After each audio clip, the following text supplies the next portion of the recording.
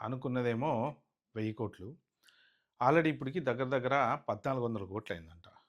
అంటే ఇప్పుడు ఈ పెద్ద సినిమాలన్నీ జనరల్‌గా రాజమౌళి సినిమా ఎలా ఉంటదంటే, ఎక్కడో స్టార్ట్ చేస్తాడు. 600,00,00,000 చేద్దాం, 300,00,00,000 చేద్దాం, 400,00,00,000 చేద్దాం అనుకుంటూ మొదలుపెడతారు. చివరికది పెరిగిపోతా ఉంటది. పెరగటానికి కారణాలు కూడా ఏంటంటే, జనరల్‌గా ఒకరోజు షూటింగ్ జరగకపోయినా సరే, దానికి బడ్జెట్ పెరుగుతది. ఎందుకు అంటే, ఆ రోజు గనక అనుకున్నంత సెటప్ అంతా చేసి ఆర్టిస్ట్‌లని పిలిచి వాళ్ళందరికీ డబ్బులివ్వాలి కాబట్టి. లేదు ఎక్కడికైనా అబ్రాడ్ ట్రావెల్ చేశారు. పలానా రోజు షూట్ చేద్దాం అనుకుంటున్నారు. అన్నీ ప్లాన్ చేసుకున్నాక అబ్రాడ్‌లో ఒక్కొక్కసారి యూరోప్‌లో అట్లా ఎలా ఉంటదంటే, సడెన్‌గా వెదర్ చేంజ్ అయిపోతా ఉంటది.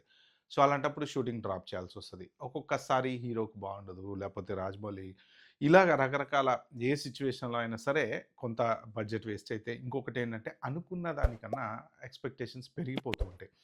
సినిమా నడుస్తున్న కొద్దీ ఆలోచనలు మారటము, స్క్రిప్ట్ మారడము, లేపోతే వీఎఫ్ఎక్స్ మారడము, లేపోతే ఇలాంటియన్నీ మారుతున్న కొద్దీ బడ్జెట్ పెరిగిపోతా ఉంటది. యాక్చువల్‌గా చూసుకుంటే రాజమౌళి సినిమా హై బడ్జెట్ సినిమాలు. సినిమా ఇండస్ట్రీని పాడు చేసింది ఎవరయ్యా అంటే రాజమౌళి అంటారు. ఎందుకు అంటే పెద్ద బడ్జెట్ సినిమా అనేది స్టార్ట్ అయింది రాజమౌళి దగ్గర నుంచే. సో, మెయిన్ చూసుకుంటే 'బాహుబలి'. 'బాహుబలి' స్టార్ట్ అయింది 500, 600,00,00,000 400,00,00,000 అనుకున్నారు. చివరికి 'బాహుబలి 2' వచ్చింది. అది ఓ 1000,00,00,000 అయింది. సో, మొత్తానికి కలెక్షన్స్ కూడా అదే రేంజ్‌లో వచ్చినాయి. 'ప్రభాస్' పాన్ ఇండియా హీరో అయిపోయాడు. పాన్ వరల్డ్ హీరో కూడా అయిపోయాడు. సెకండ్ దానికొచ్చేటప్పటికి.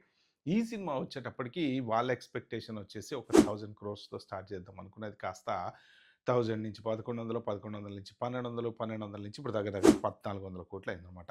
మరి దీనివల్ల నష్టం ఏంటయ్యా అంటే రికవరీ. సో, ఇప్పుడు ఇంత అమౌంట్ పెట్టిన తర్వాత ఇంతకుముందు ఎలా ఉండేది ఓటీటీ నుంచి ఎంతో కొంత డబ్బులనేవి వచ్చేవి. ప్రస్తుతానికి ఈ సినిమాకు ఉన్నటువంటి పెద్ద సమస్య ఏంటయ్యా అంటే ఓటీటీ డీల్ ఇంకా సెట్ కాలేదనమాట. చాలా పెద్ద పెద్ద సినిమాలు లేట్‌గా రిలీజ్ అవ్వడానికి కారణం ఏంటి అంటే ఓటీటీ డీల్ సెట్ అవ్వకపోవటం. ఎందుకు ఓటీటీ డీల్ సెట్ అవ్వదు అంటే ఒకప్పుడు ఓటీటీ వాళ్ళేంటంటే సినిమా ఓపెన్ చేయటంతోనే ఆటోమేటిక్‌గా వాళ్ళు బడ్జెట్ లాక్ చేసేవాళ్ళు, డబ్బులిచ్చి పారేసేవాళ్ళు.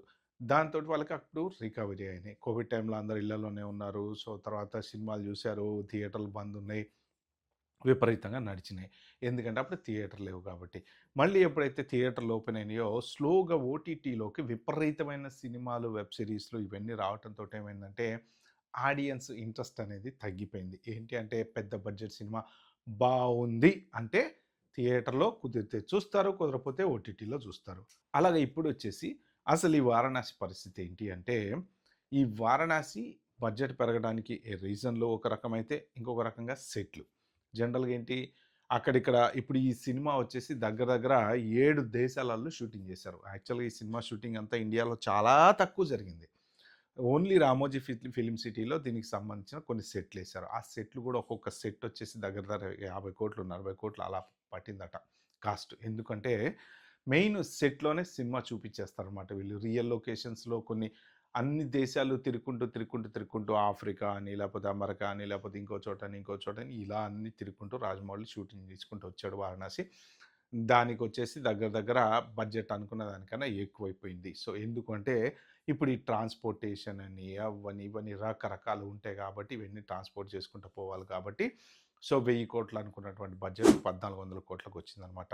దాంతో పాటు ఇంకొక ఇంట్రెస్టింగ్ థింగ్ ఏంటయ్యా అంటే దీనికి ఇంకా ఎవరు రెమ్యూనరేషన్‌లు తీసుకోకుండానే 1400,00,00,000 వచ్చిందనమాట. అంటే ఏంటంటే ఈ సినిమాకి మొదటి నుంచి కూడా అదే అగ్రీమెంట్ అట. రాజమౌళి రెమ్యూనరేషన్ తీసుకోలేదట. మహేష్ బాబు రెమ్యూనరేషన్ తీసుకోలేదట. అంటే వీళ్ళ ఖర్చులు ఏమైతే ఉంటాయో అవి కాకుండా ఈ కెమెరా డిపార్ట్‌మెంట్‌కి సంబంధించిన కెమెరామాన్ రెమ్యూనరేషన్ తీసుకోలేదంట. హై లెవెల్‌లో ఉండేటువంటి వాళ్ళందరూ ఉంటారు కదా! వాళ్ళు ఎవరు కూడా రెమ్యూనరేషన్‌లు తీసుకోలేదట. అది విచిత్రం అనమాట. ఎందుకు అంటే వీళ్ళకున్నటువంటి ఓవర్ కాన్ఫిడెన్స్ ఏంటంటే ఈ సినిమా ఎంత లేదన్నా సరే 2, 3 వేల కోట్లు కనీసం చేస్తది.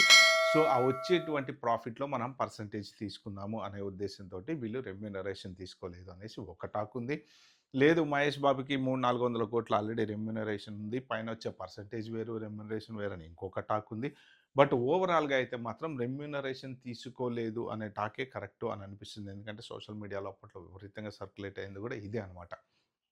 ఎందుకంటే వీళ్ళు దీని పర్సెంటేజ్ మీద తీసుకుంటే ఇంకా రెమ్యూనరేషన్‌లో వచ్చేదానికన్నా ఎక్కువ వస్తుందేమో అన్న ఉద్దేశ్యంతోటి. ఎందుకంటే రాజమౌళి సినిమా ఇప్పుడు ఇది 164 దేశాలలో రిలీజ్ అవుతున్నటువంటి సినిమా అనమాట. సో, మరి ఇదంతా బాగానే ఉంటే మరి ఓటీటీ డీల్ ఎందుకు కాలేదు? రాజమౌళి సినిమాకి ఓటీటీ కష్టాలా అంటే యాక్చువల్‌గా చెప్పాలంటే ఏంటంటే ఇప్పుడు ఓటీటీ వాళ్ళు ఎంత ఇవ్వాలి దీనికి? వీళ్ళు పెట్టినటువంటి 1400 బడ్జెటు ఇంకా క్లైమాక్స్ షూట్ అవ్వలేదు. మరి ఈ క్లైమాక్స్ షూట్ అయ్యి, సినిమా మొత్తం రెడీ అయ్యి, పోస్ట్ ప్రొడక్షన్ అంతా వర్క్ అంతా అయ్యి, రిలీజ్‌కొచ్చే టైంకి 1400తో తేలుతదా? మళ్ళీ 15, 1600, 1700కి ఎళ్తదా? ఆ సిట్యుయేషన్ గూడా ఉంటుంది. ఒక్కొక్కసారి ఏంటంటే పోస్ట్ ప్రొడక్షన్‌కెళ్ళిన తర్వాత 'విశ్వంబర' చూసారు గదా! అసలు ఎటు పోతుందో, ఏమైతుందో గూడా అర్థం కావట్లే ఆ సినిమా. ఆ టైప్‌లో గ్రాఫిక్స్ అంటున్నారనమాట. సో, అందుకని జెప్పేసి పెరిగేటువంటి అవకాశం ఉంది కాబట్టి, ఓటీటీ వాళ్ళు ఎంత వీళ్ళు అనుకున్నటువంటి ఫిగర్ వస్తే తప్ప, ఇప్పుడు ఇవన్నీ లెక్కలు ఎలా ఏసుకోవాలంటే, ఓవర్‌సీస్ రైట్స్ అమ్మాలి. ఆల్రెడీ ఓవర్‌సీస్ రైట్స్ 160, 170 కోట్లు పెట్టి కొనుక్కోవడానికి రెడీగా ఉన్నారు అని జెప్పేసి అప్పట్లో న్యూస్ అయితే విపరీతంగా వచ్చింది. కొనుక్కుంటారు. ఎందుకంటే 164 దేశాల్లో అమ్ముతున్నారు కాబట్టి మోస్ట్ ప్రాబబ్లీ ఓవర్‌సీస్ రైట్స్ అయితే ఖచ్చితంగా పోతాయి. ఎక్కడ ప్రాబ్లమ్ వస్తది అంటే ఓటీటీ వాళ్ళకే ప్రాబ్లమ్ వస్తదనమాట. ఒకవేళ గనక ఈ సినిమా అనుకున్న లెవెల్‌లో సక్సెస్ కాకపోవడం అనేది రాజమౌళి హిస్టరీలో లేదు ఇప్పటివరకు. బట్ హౌఎవర్ ఎక్కడో ఏమన్నా తేడా వచ్చినా, లేదు అంటే ఈ 500,00,00,000, 600,00,00,000 ఇప్పుడు వీళ్ళేంటంటే ఒక 500,00,00,000 ఓటీటీ నుంచి వస్తే గాని వీళ్ళకి వర్కౌట్ అవుద్ది అని సినిమా మేకర్స్ ఆలోచిస్తున్నారని చెప్పేసి అంటున్నారనమాట. అంటే 500,00,00,000 దగ్గర దగ్గర ఒక్క సినిమాకి ఓటీటీ వాళ్ళు పెట్టడం అనేది ఖచ్చితంగా వాళ్ళకి పెద్ద రిస్క్ జాబే. ఓకే. రేపొద్దున ఆ సినిమా గనక డిజాస్టర్ అయిందనుకోండి చెప్పలేము. ఒక్కొక్కసారి ఎలా ఉంటదంటే జనాలకు గూడా బోర్ కొట్టొచ్చు సినిమా. ఇప్పుడు గ్రాఫిక్స్ ఓరియెంటెడ్ సినిమాలయిపోయినాయి గాబట్టి, దాంతోటి రియలిస్టిక్‌గా లేవు గాబట్టి జనాలకి చూడబుద్ధి గావట్లేదు. ఇప్పుడు ఇలాంటి గ్రాఫికల్ ఫైట్స్ ఏమైతే ఉన్నాయో, ఆల్రెడీ వెబ్ సీరీస్‌లలో వీటిలల్లో తర్వాత వీడియో గేమ్‌లలో, ఏఐ సినిమాలలో చాలా చోట్ల వస్తున్నాయి గాబట్టి మనకేంటంటే, ఇప్పుడు 'రామాయణం' మనం ఒరిజినల్‌గా చూసినప్పుడు రియలిస్టిక్‌గా తీశారు ఆ రోజుల్లో. బాణాలు ఇలా ఏయటాలు, విఠలాచార్య సినిమాల దగ్గర నుంచి కాస్త కొంత అట్రాక్టివ్‌గా అనిపించేవన్నమాట. ఇప్పుడు ఇలాంటివన్నీ ఏంటంటే ఈ గ్రాఫిక్స్ ఆల్రెడీ మనకి 'బాహుబలిలో' చూపిచ్చి ఉన్నాడు గాబట్టి, బట్ ఏదన్నా కొంత ఈ యుద్ధం డిఫరెంట్ లెవెల్‌లో ఉండబోతుంది అని జెప్పేసి అంటున్నారు. అదేమన్నా ఇంప్రెసివ్ అయితే తప్ప.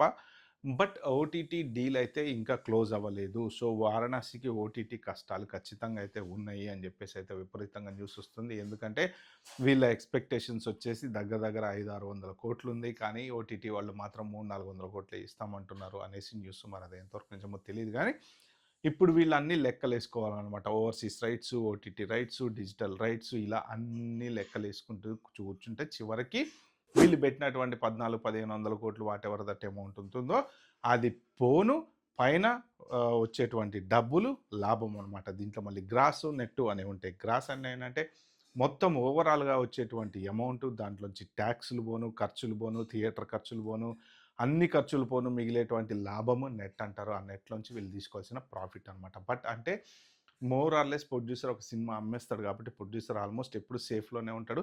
సిట్యుయేషన్స్‌ని బట్టి కొంచెం మార్కెట్ రేట్ అనేది కొంచెం అటు ఇటుగా ఉంటుంది. But end of the day వీళ్ళకి ప్రాఫిట్స్ చాలా వస్తాయని ఆశిస్తున్నారు. ప్రస్తుతానికి మాత్రం ఓటీటీ కష్టాలు మాత్రం ఖచ్చితంగా వారణాసి ఒక్కటే కాదు టాక్సీకి కూడా అదే పరిస్థితి. ఓటీటీ వాళ్ళు ఎవ్వరు కూడా అంత డబ్బులు ఇస్తామని ముందుకు ఎవరు రావట్లేదు. సో ఓటీటీ వాళ్ళు గనక మోస్ట్ ప్రాబబ్లీ నెట్‌ఫ్లిక్స్‌లోనే రావచ్చు. ఎందుకంటే పెద్ద పెద్ద సినిమాలన్నీ నెట్‌ఫ్లిక్స్‌కి ఎళ్తాయి కాబట్టి ఎప్పుడైతే ఆ డీల్ అవుతదో అప్పుడు వీళ్ళ మొత్తం మార్కెటింగ్ కాలిక్యులేషన్స్ అన్నీ బయటకొస్తాయన్నమాట. ఓకే ఫ్రెండ్స్, ఇలాంటి మంచి మంచి ఇంట్రెస్టింగ్ విషయాలు నా ఛానెల్‌లో మీరు చూడాలంటే ఏం చేయాలో తెలుసు కదా! సబ్స్క్రైబ్ చేసుకోండి. అలాగే నా వీడియో నచ్చితే లైక్ చేయండి, షేర్ చేయండి. Bye bye. Have a good day.